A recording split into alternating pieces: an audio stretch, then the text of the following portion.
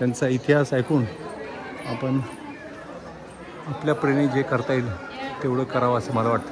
Video खूपच मोठा झाला आहे. मी आता थांबतो. इथं ही मुग्धा दिसते, तिची शूटिंग आणि फोटोग्राफीची कला दाखवते ती. दाखवा इकडून माधुरी आहे. राम मंदिराच्या बाहेरून येतात ते. हां, ह्याचा फोटो काढतात ह्या. सुंदरच.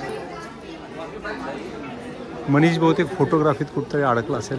इथे ही छत्री याची थोडक्यात माहिती दिली आहे की 1799 ही बांधलेली आहे.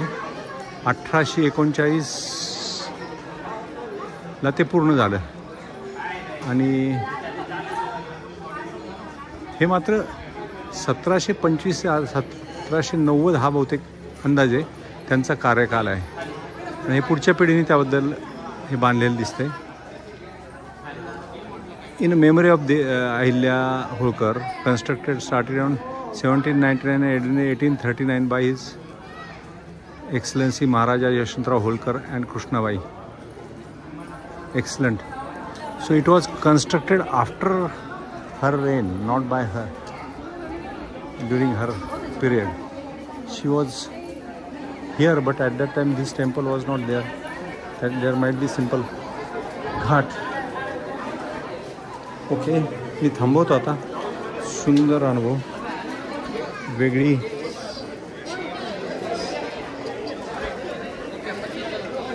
वास्तू आपल्याला आज पाहायला मिळाली आहे. मी आता आजोबांजवळ जातो आणि मग हा व्हिडिओ थांबवतो. म्हणजे आपल्याला हां इथपर्यंत जास्तीत जास्त बाढ आला होता 2023 ला.